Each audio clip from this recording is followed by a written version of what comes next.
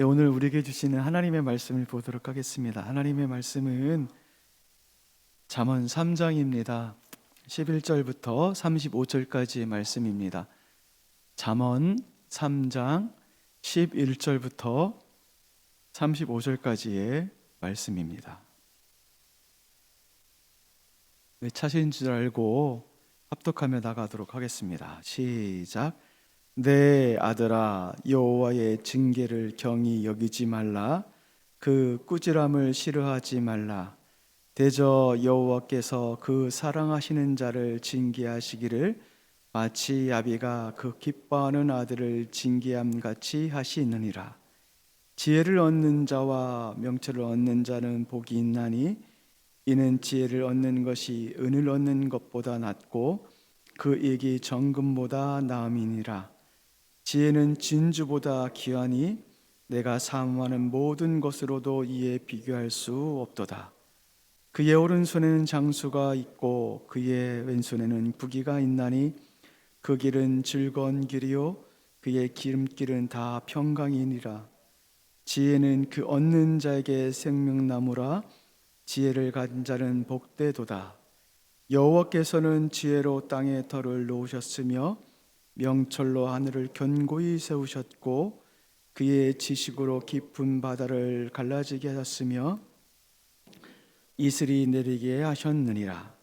내 아들아, 완전한 지혜와 이것들이 내 눈앞에서 떠나지 말게 하라.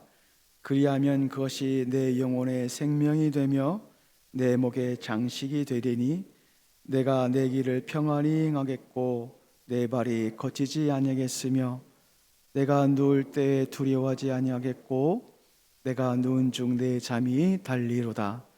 너는 갑작스러운 두려움도 악인에게 닥치는 멸망도 두려워하지 말라. 대저 여호와는 내가 의지할시라. 내 발을 지켜 걸리지 않게 하시리라. 내 손이 선을 베풀 힘이 있거든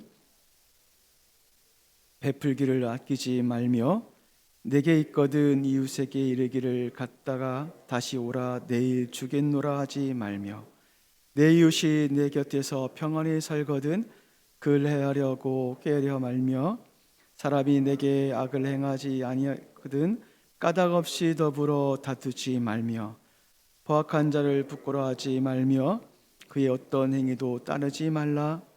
대저 패악한 자는 여호와께서 미워하시나 정직한 자에게는 그의 교통하심이 있으며 악인의 집에는 여호와의 저주가 있거니와 의인의 집에는 복이 있느니라. 진실로 그는 교만한 자를 웃으심이며 겸손한 자에게 은혜를 베푸시나니 지혜로운 자는 영광을 기업으로 받거니와 미련자의 영달함은 수치가 되느니라. 아멘. 예, 어제 우리는 그 지혜자는 여호와를 경외하는 자이고 여호와를 경외하는 자에게 하나님께서는 그 건강의 복을 주시고 또 물질의 복을 주시겠다는 약속의 말씀을 하셨죠. 그런데 오늘 본문에 보니까 뜬금없이 무엇을 말씀을 하고 있냐면 징계에 대해서 말씀을 하고 있어요. 11절 보니까 내 아들아, 내 아들이라는 것을 통해서 아들을 부르고 있어요. 주제를 환기시키고 있는 것을 알 수 있습니다. 내 아들아, 여호와의 징계를 경히 여기지 말고 꾸지람을 싫어하지 말라. 징계는 어떤 뜻이냐면 매질을 통해서 바르게 잡고 싶은 교정을 의미를 합니다. 예, 교정이 필요해요. 그러므로 인해서 사용하는 것이 무엇이냐면 매질이에요. 매질. 그러므로 징계는 따끔한 것이고 징계를 받는 입장에서는 좋아할 수가 없죠. 싫어하죠. 그런데 오늘 말씀 가운데 징계를 경히 여기지 말고 싫어하지 말라라고 말씀을 하고 있습니다. 경히 여기다는 것은요, 감정적으로 싫다하고 거부하지 말라는 겁니다. 그러니까 마음속으로 그것을 싫어한다라고 거부하지 말라라고 말씀하시는 것이고, 꾸지람을 싫어하다는 것은 무엇을 말하냐면 격한 반감의 감정을 의미를 합니다. 한마디로 11절 말씀 가운데 교정을 위해서 당하는 매질에 대한 격한 반감을 갖지 말고 마음으로 그것을 거부하지 말라라고 말씀을 하고 있습니다. 그렇다면 징계를 왜 하실까? 교정이 목적이라고 했는데 그 이유가 무엇이냐면 사랑 때문입니다. 사랑 때문에. 징계의 출발은 사랑에서부터 나옵니다. 12절 말씀에 보니까 대저 여호와께서 그 사랑하시는 자를 징계하시기를 이라고 말씀을 하고 있어요. 징계는 그렇기 때문에 하나님의 또 다른 사랑의 표현입니다. 매질을 해서라도 바로 잡겠다는 주님의 사랑이 그 징계 가운데 들어가 있습니다. 또한 이 징계는 무엇이냐면 주님께서 사랑하는 자를 절대적으로 포기하지 않겠다는 하나님의 의지입니다. 교정하는 것이 쉽습니까? 내버려 두는 것이 쉽습니까? 내버려 두는 것이 쉬워요. 바로 세우는 것이 쉽습니까? 아니면은 그냥 내버려 두는 것이 쉽습니까? 내버려 두는 것이 쉽죠. 그러나 하늘 아버지께서는 자녀를 내버려 둘 수 없죠. 왜냐? 자녀가 소중하고 사랑을 해야 되는 그런 존재이기 때문에 징계를 해서라도 매질을 해서라도 바른 길로 인도하시는 것이 아버지 마음 가운데 있는 것을 볼 수가 있어요. 따라서 지혜는 징계가 지혜로운 자는 징계가 하늘로부터 오고 아버지로부터 온다는 사실을 알아요. 그렇기 때문에 징계를 받아들여요. 그리고 그 징계를 받아들임으로 말미암아 징계로부터 오는 기대감이 있는 겁니다. 마치 어제까지 그 지혜를 추구하는 자 가운데 여러 가지 축복을 주신다고 말씀하시는 것을 기대하는 것처럼 징계가 찾아올 때 동일하게 기대를 할 수밖에 없습니다. 우리 사랑하는 남산의 지체 여러분, 하나님께서는 지혜로운 자에게 반드시 복을 주신다고 말씀하셨어요. 마찬가지로 징계를 달게 받는 자 가운데 그것을 통한 하나님의 새로운 지혜를 그곳에서 깨닫게 해주시는 줄 믿으십시오. 그래서 그 징계를 또 기쁨으로 그것을 감내하며 인내하며 나가시는 여러분 되기를 간절히 소망합니다. 13절부터 20절은 지혜에 대한 송가입니다. 지혜에 대해서 찬양을 하고 있습니다. 그래서 이 본문은 지혜가 얼마나 가치 있는 것인지를 우리에게 알려줘요. 이 본문을 네 부분으로 이렇게 나눌 수가 있는데 13절 그리고 14절부터 15절 이렇게 나눌 수 있고요. 그리고 16절부터 18절 이렇게 나눌 수 있고 19절부터 20절 이렇게 나눌 수가 있어요. 첫 번째 본문인 13절은 지혜를 가진 자가 얼마나 행복한지에 대해서 지혜를 가진 자는 이렇게 행복하다는 것을 알려주고 있습니다. 13절 말씀에 지혜를 얻는 자와 명철을 얻는 자는 복이 있나니 이 복이란 단어가 쓰여져요. 이 복이란 단어는 참으로 행복한 상태를 의미를 해요. 참으로 행복한 상태. 어느 정도 행복하냐면은 다른 사람이 부러워할 정도로 행복한 거예요. 그 선망의 대상이 될 정도로 부러워하는 것을 의미를 합니다. 그 정도로 행복한 사람이 바로 어떤 자냐면은 지혜를 가진 자이고 명철을 가진 자가 바로 그렇게 행복한 자라고 말씀을 하고 있어요. 그렇습니다. 지혜는요, 세상이 부러워하는 행복을 줍니다. 지혜는 세상이 부러워하는 행복을 안겨줍니다. 그러므로 우리가 지혜를 추구한다면 다른 무엇보다도 더 큰 행복한 자가 될 것이고 세상이 부러워하는 자가 될 것을 또 믿으시며 나갔으면 좋겠습니다. 계속해서 14절부터 15절은 지혜가 주는 행복이 어느 정도가 가치가 있는지 그 가치에 대해서 말씀을 해주고 있어요. 그래서 14절에 이 지혜를 얻는 것은 은을 얻는 것보다 낫다고 말씀하셨고 이익이 정금보다 낫다. 15절에는 지혜는 진주보다 귀하다. 내가 사모하는 모든 것으로도 비교할 수 없다. 은금이 나오고 진주가 나와요. 이것보다 더 가치가 있다는 거예요. 은금보다 비교될 수 없는 그런 가치가 이 지혜 가운데 있다라고 말씀을 하고 있어요. 뿐만 아니라 이 지혜는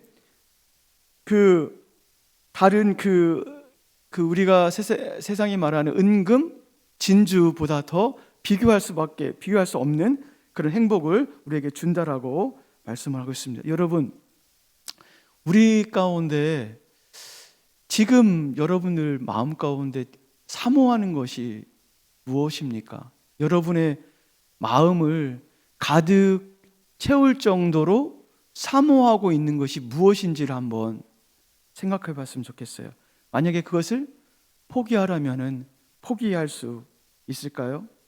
아마 쉽지 않을 것입니다. 그러나 그것보다 더 가치 있고 행복한 것이 무엇이냐면 지혜라고 말씀을 하고 있어요. 따라서 우리가 사모해야 될 것은 지혜이죠. 계속해서 16절부터 18절은 세상에 그 무엇보다도 비교할 수 없는 최고의 가치를 지는 것이 지혜다라는 것을 또 알려줘요. 오늘 16절부터 18절에 보니까 지혜를 추구하는 자에게 주어지는 것이 있어요. 무엇이 주어지냐면 장수가 주어지고 부귀가 주어지고 평강이 주어져요. 이것을 줄 수밖에 없는 것은 무엇이냐면은 이 부귀와 장수와 평강은 위에서 말하는 지혜, 은금과 진주보다 더 영적인 것들이고 더 깊은 것들이에요. 이것을 주어진다는 거예요. 그렇기 때문에 그 지혜를 얻는 자가 얼마나 더 행복한지를 다시금 우리에게 말씀해 주고 있고 18절은 특별히 생명을 주신다라고 말씀을 하고 있습니다. 그리고 19절부터 20절에는 지혜의 축복의 근거가 되는 이유에 대해서 지금까지 지혜가 얼마나 행복을 갖다 주며 얼마나 가치 있는 것에 대해서 말씀을 하셨는데 그 지혜가 그 축복의 근거가 되는 이유에 대해서 말씀을 하고 있는데 그 근거가 무엇이냐면 하나님께서 지혜를 창조 때부터 사용하셨기 때문에 그래요. 지혜를 하나님께서 창조 때부터 사용하셨어요. 하나님께서는 창조 시에 무엇을 가지고 창조를 하셨냐면 지혜를 가지고 창조를 하셨어요. 그래서 이렇게 말씀을 하십니다. 그 지혜로 땅의 터를 놓으셨고 하늘을 견고히 세우셨고 그의 지혜로 혼란스러운 바다를 잠잠케 하셨고 공중에 이슬을 내리게 하셨어요. 하나님은 창조사 역시 지혜를 도구로 사용하셨고 수단으로 사용하셨다는 거예요. 그렇기 때문에 그 지혜는 우리에게 무한한 복을 주기에 부족함이 없어요. 그 지혜로 창조를 하셨기 때문에 우리에게 복을 줄 수밖에 없어요. 계속해서 21절부터 26절은 또 다른 주제로 전환을 해요. 21절부터 26절 가운데 지혜를 추구할 때 주어지는 복이 또 복에 대해서 말씀을 하셔요. 21절에 아들을 부릅니다. 그리고 그 아버지가 그 아들에게 이렇게 이야기를 합니다. 아들에게 완전한 지혜와 근신을 지키고 이것들이 내 눈앞에 떠나지 말게 하라고 요청을 해요. 완전한 지혜와 근신을 눈앞에서 떠나지 말게라고 말씀을 하고 있어요. 눈앞에서 떠나지 말게. 한시라도 다른 것에 한눈 팔지 말고 이 지혜 가운데 집중하라고 지금 요청을 하고 있는 거예요. 그럼 어떤 복이 주어져요? 22절부터 26절까지 네 가지 복이 주어져요. 22절에 내 영혼의 생명이 되며 영혼이 활력을 얻는다는 것을 의미를 하고요. 내 목에 장식이 되리니 이 장식이 된다는 것은 모든 사람이 볼 수 있을 정도로 공식적으로 영광을 준다라는 그런 의미가 있어요. 그런 약속을 지금 주고 있어요. 두 번째로 23절에 보니까 내 길을 평안히 행하겠고 내 발이 거치지 아니하겠으며 지혜자가 가는 길 가운데 거치는 것이 없이 평탄한 그 길을 주시겠다라고 약속을 하고 있습니다. 그리고 24절에는 내가 누울 때에 두려워하지 아니하겠고, 이게 누울 때라는 것은 쉴 때를 의미를 해요. 잠잘 때를 의미를 해요. 그때 두려워하지 않는데요. 왜 두려워하지 않죠? 여호와께서 지켜주심을 알기 때문에 그래요. 그 말씀이 26절에 나와 있어요. 결국 지혜의 근본이신 여호와께서 친히 지켜주시기 때문에 달콤한 잠을 잘 수밖에 없고 그 여호와를 의지할 수밖에 없다라고 말씀을 하고 있습니다. 계속해서 27절부터 32절에는 지혜의 구체적인 삶에 대해서 알려주고 있어요. 지혜의 자가 어떤 삶을 살아야 되는지, 그것은 한마디로 말하면 이웃에 대한 책임을 짓는 것이 지혜로운 자의 삶의 행동의 양식입니다. 5가지를 하지 말라라고 명령을 하고 있는데 27절에 보니까요, 내 손이 선을 베풀 힘이 있거든 마땅히 받을 자에게 베풀기를 아끼지 말라. 선을 베풀 힘이 있다는 것은 구제할 힘이 있고 이웃에게 도와줄 수 있는 힘이 있다면은 그것을 베풀기를 아끼지 말고 도와주라라고 지금 이야기를 하고 있어요. 그리고 28절에는 내게 있거든 네가 능력이 된다면 이웃이 다시금 내게 내일 오라라고 핑계대지 말라라고 말씀을 하고 있어요. 도와주라는 거예요. 그때에 도와주라고 말씀을 하고 있습니다. 그리고 29절에는 이웃이 평안히 살고 이웃이 해를 끼치지 않는다면은 그 이웃에 대한 악한 계획을 세우지 말라라고 말씀을 하고 있어요. 이것이 지혜자의 구체적인 삶이에요. 또 네 번째로는 30절에 사람이 내가 악을 행하지 아니하거든 그 이유 없이 다투지 말라. 이유 없이 그 이웃과 다투지 말라라고 말씀을 하고 있습니다. 그리고 5번째는 포악자를 부러워하지 말라라고 말씀을 하고 있어요. 이 포악자는 어떤 자냐면 폭력을 사용해서 약자의 것을 빼앗는 자를 폭력자입니다.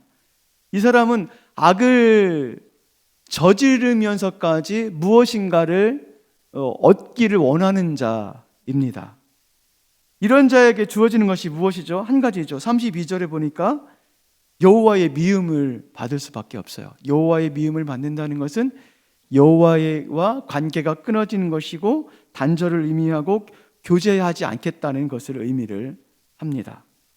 그러나 정직한 자는 어떻게 됩니까? 32절에 교제하시고 교통하시고 관계를 갖는다라고 말씀을 하시죠.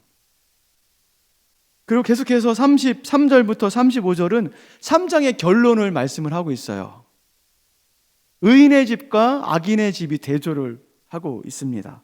의인의 집은 여호와께서 세워주실 것이지만 악인의 집은 심판을 하실 것을 말씀을 하고 있습니다. 그래서 33절에 의인의 집에는 복을 주시고 34절에 겸손한 자에게 은혜를 베푸실 것이며 35절에 지혜로운 자에게 영광의 기업을 주신다고 말씀하시고 있고, 반대적으로 33절에 악인의 집은 여호와께서 저주를 하실 것이고 34절에 거만한 자를 비우실 것이고 35절에 미련한 자의 영단함을 수치가 되게 하실 것이다 라고 말씀을 하십니다. 왜 마지막에 악인의 집과 의인의 집을 대조하면서 비교를 하실까요? 지금 우리에게 요청을 하고 계시는 겁니다.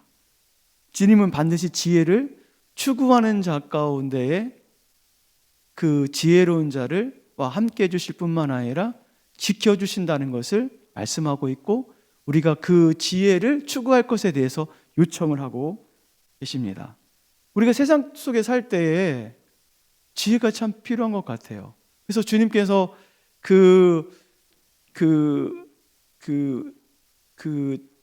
전도자를 파송하실 때 뭐라고 말씀하셨냐면은 뱀처럼 지혜로워야 된다라고 말씀하셨어요. 왜냐하면 이 세상에 지혜가 있지 않으면 세상의 지혜를 우리가 따를 수밖에 없고 세상의 지혜를 부러워할 수밖에 없습니다. 그런 성경은 분명히 말씀하십니다. 지혜로운 자는 세상이 오히려 우리를 부러워한다라고 말씀하시고 그 지혜로운 자를 하나님께서 지켜주실 것이며 보호해 주실 것을 분명히 말씀하셨어요. 왜냐하면 그 지혜는 창조 시대부터 있었던 지혜이고 그렇기 때문에 우리에게 그 복을 주기에 부족함이 없는 지혜이기 때문에 그렇습니다. 우리 사랑하는 남산의 모든 지체 여러분, 끝까지 지혜를 추구하며 나가시는 여러분 되시길 주님의 이름으로 축원을 드립니다. 우리 잠시 기도하며 나가는 그런 시간을 갖도록 하겠습니다. 기도하실 때 이렇게 기도했으면 좋겠습니다. 하나님, 다시금 우리에게 지혜가 얼마나 가치 있는 것인지를 알려주심을 감사드립니다. 그러므로 우리가 무엇을 선택해야 될지를 깨닫게 하심을 또한 감사를 드립니다. 주님, 세상 속에서 지혜를 추구하는 자가 되게 하여 주옵소서. 때로 여러 가지 환난이 오고 우리 가운데 어려움이 온다 할지라도 지혜를 포기하지 않게 하시고 오히려 지혜를 추구함으로 말미암아 세상이 우리를 부러워하게 하시고 세상 가운데 우리를 선망의 대상이 되는 그런 자로 설 수 있도록 우리를 세워 주시옵소서. 분명히 주님께서는 지혜로운 자 가운데 함께 주시고 지켜주신다고 말씀하셨사오니 그 약속의 말씀을 믿고 끝까지 지혜를 추구하는 우리가 될 수 있도록 인도해달라고 우리 잠시 한번 기도하며 나가는 그런 시간을 갖도록 하겠습니다. 성령 하나님, 그렇습니다. 우리가 이 땅 가운데 살 때 하나님의 지혜가 필요하고 이 땅 가운데 살 때에 아버지 그 지혜로운 자가 제어를 살 때에